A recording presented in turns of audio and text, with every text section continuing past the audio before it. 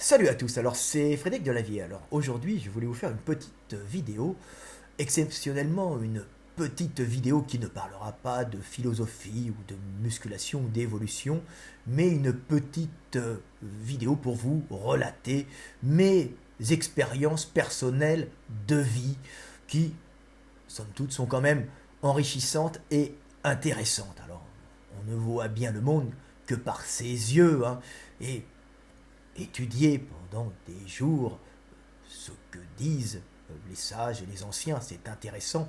Mais après, il faut vivre et analyser le monde de son expérience qu'on en a eue. Alors, je vais vous parler ce soir des peuples premiers. Je vais vous parler ce soir des Indiens d'Amazonie. Alors, pas tous les Indiens d'Amazonie, des quelques Indiens d'Amazonie que j'ai rencontrés. Alors, je ne les ai pas rencontrés en Amazonie, je ne les... bien que j'y sois allé, j'ai fait pas mal de jungles amazoniennes en France, puisque une grande partie du territoire français se trouve en Amérique du Sud, avec la Guyane, et une grande partie de la Guyane, c'est de la forêt amazonienne. Alors, il y a des Indiens là-bas, mais pas que, hein. Il y a aussi des gens qui viennent de métropole, et puis il y a aussi des Africains pure souche, et les Boni, hein, qui ne se sont pas mélangés et qui avaient fui l'esclavage. Alors eux, j'étais passé depuis très longtemps, donc ils avaient fui, je crois, les, les plantations hollandaises, hein, je crois, c'est ça, hein, hollandaises, et ils s'étaient réfugiés en Guyane il y a très longtemps. Ils avaient formé des tribus, ils avaient refait la vie africaine, typiquement africaine, et ils étaient vraiment séparés dès le départ, ils avaient fui, c'est vraiment un peuple d'hommes libres en forêt, les Boni, hein, qui ont vécu traditionnellement jusqu'à maintenant. Alors ils se sont un peu plus ouverts on va dire, à la civilisation occidentale récemment, mais c'est que récemment parce que c'est des gens qui vivaient très bien en forêt, qui avaient leur vie, leur culture, leur tradition, ils avaient repris les traditions africaines tout en ayant une grande connaissance de la flore et de la faune du coin, parce qu'ils ont appris progressivement, et ils servaient à l'époque de pisteurs et d'éclaireurs pour la Légion et pour le 9e BIMA, qui sont en Guyane et qui contrôlent le pays un peu, et qui assurent sa sécurité, et qui forment aussi des soldats français au combat en, en forêt. Alors eux, les Boni, étaient utilisés surtout parce que ils sont souvent piroguiers, ils connaissent vraiment bien la forêt, ils connaissent les plantes, ils ont créé un nouveau savoir sur les plantes. Donc leur STOM, c'était ceux qui s'occupent des végétaux qui est là-bas, et qui dépend du Muséum d'histoire naturelle, je crois, se sert beaucoup des Boni pour leur grande connaissance et leur savoir sur la faune et la flore locale, puisqu'ils sont en forêt et ils ont étudié toutes les plantes, mais d'une façon à la base empirique, pour essayer de retrouver des remèdes. Donc c'est vraiment utile, ils sont vraiment utilisés par leur STOM pour leur connaissance, et en même temps utilisés par l'armée pour leur capacité de connaissance de la rivière, souvent des rivières un peu dangereuses. Moi j'ai eu des accidents, on a eu des accidents assez importants quand on était là-bas. On a eu des pirogues qui sont tombées dans des chutes avec disparition de tout le matériel, et heureusement on n'a pas eu de noyé. Donc c'est quand même assez dangereux, les cours d'eau en Guyane, quand il y a beaucoup d'eau, hein. Il avait plu, et puis les mecs sont passés dedans, et puis heureusement, ils ont fait une chute d'une quinzaine de mètres, et heureusement on n'a pas eu de blessés, mais ils ont perdu toutes les armes qui étaient avec eux. Donc c'était un petit problème. Donc moi, j'ai pas rencontré d'Indiens, puisque j'ai fait une jonction en forêt, en jungle. On a fait, je crois qu'on a rejoint la Prouague et la Mana, on a fait une traversée qui avait jamais été faite, je crois, ou bien qui avait dû être faite il y a 20 ans ou 30 ans. Après, vraiment, c'était quelque chose qui n'avait pas été fait. Donc on a refait une traversée, on s'est retrouvé à Saül.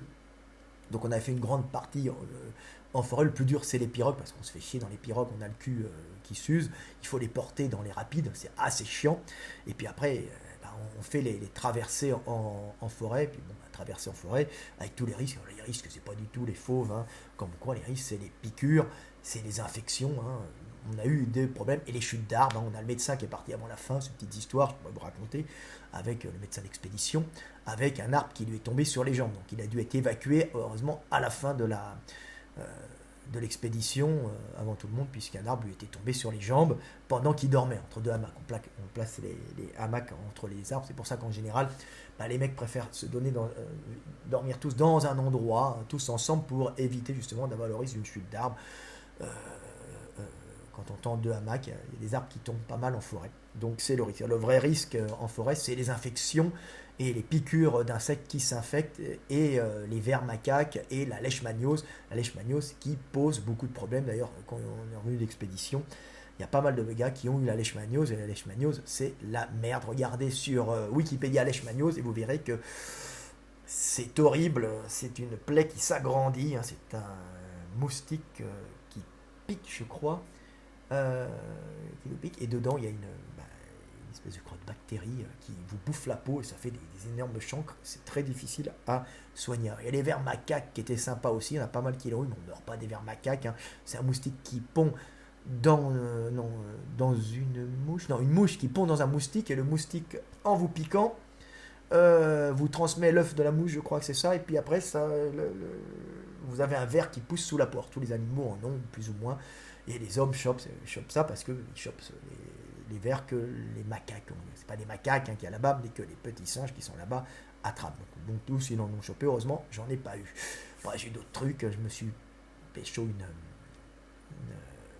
une infection au bras. On n'avait plus d'antibiotiques non plus. On n'avait plus rien. Puis c'était la fin de l'expédition. Déchargé en hélicoptère de l'armée. Et je m'étais payé. Alors je dois l'avoir ici. On la voit ici, le trou qui est là. C'est un énorme furon que j'avais. C'était des épines d'awara. Un awara, c'est un palmier qui, avec des piquants partout. Et ces palmiers, on a la particularité d'avoir ces piquants. Et quand vous piquez avec ces piquants, vous vous infectez direct parce que c'est plein de bactéries. Et moi, en déchargeant l'hélicoptère, je suis passé avec des charges sur le dos et je me suis payé 2 awara de chaque côté. Là, j'ai eu un petit furon, que là, j'ai eu un énorme truc, c'était horrible. J'aurais pu perdre le bras, mais moi, je ne l'ai pas eu. Bon système immunitaire. J'étais jeune à l'époque. Donc, des conneries de jeunesse, quoi. Je ne le referai pas, puisque 2 mois de jungle, vous perdez 15 kilos, quoi. C'est pas. Et vous restez tout blanc parce qu'on ne bronze pas en jungle. Sous les arbres, il n'y a pas de lumière. Par contre, on circule pas mal. Alors, il y a des jaguars, mais ils ne viennent pas vous voir. Ils gueulent à côté de vous parce qu'ils ont peur des hommes. C'est pas du tout dangereux. Ce qui est dangereux, c'est les insectes. Vaguement les serpents, mais bon, pour se faire piquer, ils fuient en général. Mais les insectes, c'est une catastrophe. Et les infections, tout le monde était pourri. Les poux d'agoutis, ça gratte, c'est pas grave. Mais bon, c'est ça. Donc j'ai eu mon expérience en jungle avec le 9e BIMA, avec des jonctions à faire. Expérience de jeunesse que je ne referai pas. Je ne veux pas perdre 16 kilos. Je préfère conserver mon poids pour le moment, plutôt que de m'affaiblir en jungle pour une expérience de jeunesse. Expérience de jeunesse, tous les jeunes recherchent l'expérience, et l'expérience peut être risquée. Donc je l'ai fait, je ne le referai pas, mais c'était marrant. Donc voilà. Alors, il se trouve que j'étais en jungle, donc c'est quelque chose que je suis resté 2 mois là-bas, et 10 ans après, j'étais rue Mouffetard, où j'avais mon atelier, où j'habitais, et rue Mouffetard, il y avait juste en bas de logement où j'habitais, c'était une rue très animée à Paris, il y avait un bar qui était fréquenté, alors avec un sous-sol voûté, et où venaient s'alcooliser les dealers du coin, et c'était un bar un peu mal famé, mais je connaissais le patron qui était assez sympa, avec qui je discutais, qui était un gars du coin, de la rue, quoi. Donc il était sympa, je passais le voir au sous-sol, et puis un jour, en descendant au sous-sol, le sous-sol, c'était là où il y avait la discothèque. Je regarde les filles au sous-sol qui sont là. Puis il y avait les dealers et les filles qui étaient là. Alors je regarde les filles, tout ça. Et ils disent leur Mouffetard parce qu'ils vendent, parce qu'il y a beaucoup d'étudiants qui viennent, donc ils dealent aux étudiants. C'est ça, les quartiers étudiants. Quand vous avez un quartier étudiant, en général, vous avez les dealers qui sont dans le quartier étudiant. Bon, il se trouve que, sûrement avec la complicité du propriétaire du bar, c'est Paris by Night. Moi, j'habitais au-dessus. Je les fréquentais. Bon, pas plus désagréable que ça. Et là, je vois 2 types dans le bar, 35, 40 ans, des coups comme ça, mais alors pas mon coup, des coups encore plus gros, vraiment des coups énormes. Le gars devait 1m72, 70, 72, c'était l'été, donc des mollets énormes, des avant-bras énormes, un physique qui sont totalement naturel, énorme, vous savez, des cheveux noirs, complètement, tête d'Indien, mais un physique sec, massif, et pas un défaut dans le genre physique qui semblerait un physique avec une génétique parfaite, en tout cas pas de tard, rien. Je dis, mais qu'est-ce que c'est que ça? Quel physique impressionnant! Un coup de taureau, là, j'ai rarement vu ça. Bah oui, c'était des mangeurs de viande, c'était des Indiens. Puis je me retrouve, je vois que le mec parle français, et je le regarde. Ah, j'ai dit, bah, vous êtes indien, indien d'Amazonie. Et le mec il me regarde, ouais on est indien, puis il y a son copain qui vient. Alors, le copain n'avait pas l'air sympa, puis c'était visiblement des mecs qui avaient l'habitude d'être un peu des cogneurs, hein. C'est pas du tout, vous savez, quand on voit les Indiens, on dit la sagesse, vous savez, sur les sites un peu bobo écolo, on voit tout le temps l'Indien avec ses plumes et tout, c'est la sagesse qui défend son territoire. Puis le mec il dit, ouais, je suis indien, de Guyane. Il va avoir un petit accent du coin, tu vois, peut-être sûrement, je me souviens plus, mais il avait un petit accent, il était avec son pote, et son pote il vient un peu, donc genre un peu agressif pour protéger son pote. En fait, c'était son chef, hein. C'était le chef indien du coin. Donc j'ai rencontré un chef indien, un amérindien, chef indien d'Amazonie, puis je dis, ah mais qu'est-ce que tu fais à Paris? C'est loin, t'es venu faire quoi? Puis il me dit, ah ouais, moi je suis venu parce qu'avec l'UNESCO, je représente les tribus indiennes. C'était le représentant des tribus indiennes de l'UNESCO. Alors il était passablement alcoolisé avec son copain, ils aiment bien l'alcool, ils sont cool, et puis on a commencé à discuter, mais je connais bien, je suis allé là-bas, puis je lui ai raconté, je mangeais du singe, il n'y a pas rien d'autre à manger, il y a des tapires, que j'avais eu des problèmes, j'étais avec l'armée là-bas, j'avais fait le camp Légion, tout ça. Ah ouais, puis là on a commencé à sympathiser, c'est sympa, à l'époque il n'y avait pas beaucoup de gens, hein, qui allaient en Guyane, c'était pas une destination touristique avant, hein. Donc je parle ça, j'avais 31, 32 ans, hein, quelque chose comme ça, 33, oui, par là, 30 ans, 32 ans. Donc il y a un temps que les moins de 20 ans ne peuvent pas connaître. Et là je discute, et puis on sympathise, ah ouais c'est super, hein, tu viens là-bas, mais passe nous voir quand tu veux. Et puis là, ils ont commencé à m'expliquer que c'était génial, leur vie, ils disent passe nous voir, et puis là ils m'ont expliqué la vie des Indiens, parce que la vie des Indiens, elle est souvent fantasmée, ils disent non c'est super, on a les fusils, on chasse toute la journée, c'est top, tu peux pas t'imaginer, putain, on revient pas ici, Paris, on y est, là, c'est pas mal, puis ils nous payent, ils nous donnent de l'argent, les mecs leur donnaient de l'argent comme membres des peuples premiers, ils représentaient les peuples premiers, ils me disaient, oh, c'est super, on nous file des subventions, viens nous voir, tu verras, on a un bloc électrogène, on a l'antenne satellite, il n'y avait pas internet à l'époque, hein. On capte toutes les télés, si tu veux, c'est super cool, tu verras, c'est cool, on a des frigos, on a les blocs électrogènes, on touche le RMI, on touche les aides, on n'a rien à foutre et on chasse toute la journée. Et le mec, et voilà, et donc on a sympathisé, et puis on a discuté, et puis il me racontait la vie des Indiens, la chance de pouvoir chasser. Il m'a même proposé, il m'a demandé, bah, viens, on te trouvera une femme là-bas. De me proposer des femmes, quelque chose qui est normal, un invité qui est sympa. Traditionnellement, on lui donne une femme. Alors traditionnellement, c'est aussi ce qu'on fait quand on vit dans des forêts. Hein, les mecs, ils ont leur territoire de chasse, hein, depuis la nuit des temps. Un chasseur-cueilleur, parce que ce sont des chasseurs-cueilleurs qui ont continué leur vie de chasseurs-cueilleurs. Alors c'est impressionnant leur physique, hein. Un physique de chasseur-cueilleur, c'est un physique de mec qui a une génétique, en tout cas génétique physique, hein, pas intellectuelle, hein, génétique physique parfaite, puisque les plus faibles sont éliminés à cause de la rudesse de l'environnement. Donc on voit un gars, c'est vraiment très impressionnant à voir, on a l'impression que c'est un sans faute au niveau physique, c'est-à-dire un corps quasiment parfait, massif, musclé, on ne voit quasiment pas de défaut ou de détérioration, hein. Vous allez dans un restaurant parisien, vous voyez des gars, ils sont un peu comme ça, ils n'ont pas l'air très en forme, tu les mettrais en forêt, ils meurent. Alors qu'eux, on voit qu'il y a une sélection énorme sur la résistance physique de l'individu. C'est sûr que dans des civilisations, on va dire, urbaines, on n'a pas besoin d'avoir une résistance maximum physique, puisqu'on a les antibiotiques, on a des systèmes médicaux. Alors en ce moment, on commence à avoir des problèmes avec le coronavirus, mais en général, on a un système médical qui permet de maintenir les gens physiquement un peu tarés, un peu dégénérés en vie, hein, et de leur permettre de se reproduire, et donc de transmettre leur tare et leur dégénérescence, parce que celle-ci est souvent compensée par une aptitude intellectuelle, hein. Ça ne veut pas dire qu'ils sont très intelligents, mais une aptitude intellectuelle précise qui peut aider le groupe, donc le groupe citadin, le groupe de la civilisation urbaine, à survivre, hein. Donc un binoclard un peu boiteux, s'il compte très bien et il sait très bien investir en bourse, pourra survivre. S'il a une capacité d'analyse du marché, il pourra être très performant dans une société, être riche, avoir une grosse voiture et aller draguer des filles aux milliardaires et même se reproduire. Milliardaire, c'est une boîte de nuit, je sais pas, j'invente un nom, mais ça doit exister, je pense.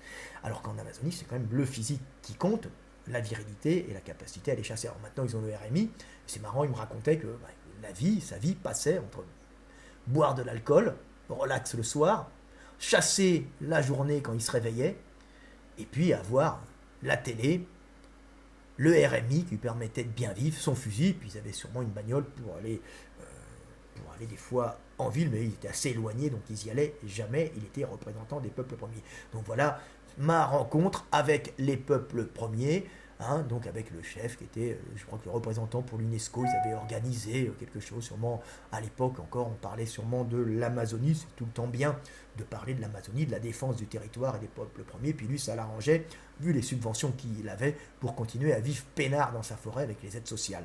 Donc c'était ça, et avoir et pouvoir baiser, bouffer tranquillos et vivre en homme libre en fin de compte, avec les avantages de la civilisation sans en avoir les inconvénients dans un milieu forestier qu'il aimait. Il m'avait invité là-bas et la chance c'est qu'il m'avait même proposé des femmes. Donc bien sûr je pense que après avoir dessoulé, il m'avait oublié, mais sur le moment j'ai trouvé ça très sympathique de me proposer de venir le voir dans son village de Guyane, donc en Amazonie, parce que les Guyanes étaient en Amazonie, et de me proposer de vivre un peu là-bas avec eux, de chasser, et même de me proposer des femmes. C'est rare que des amis me proposent des femmes, ça peut arriver, mais bon, ça m'a touché, personnellement, j'ai trouvé qu'ils avaient quand même sous alcool, un sens de l'hospitalité.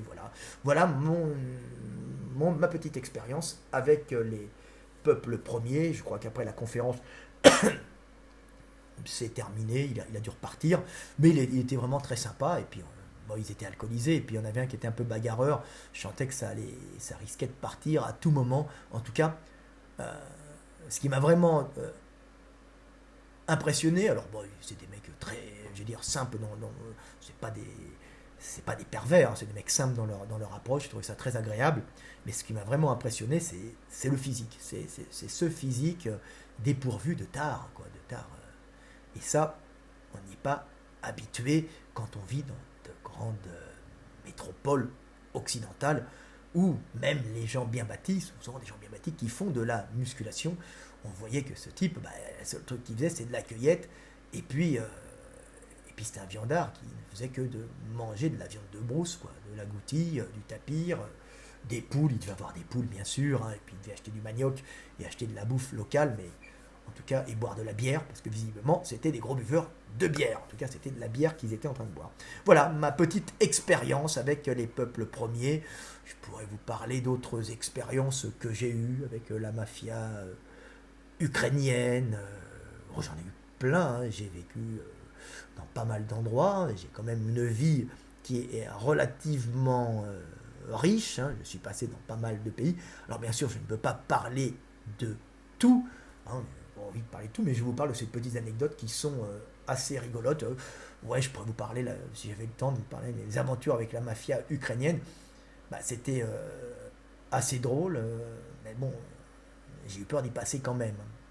J'en ai d'autres, ah oui, avec les gangs de Los Angeles. On a eu quelques problèmes avec les gangs de Los Angeles quand j'étais jeune. Je me suis souvent retrouvé dans des endroits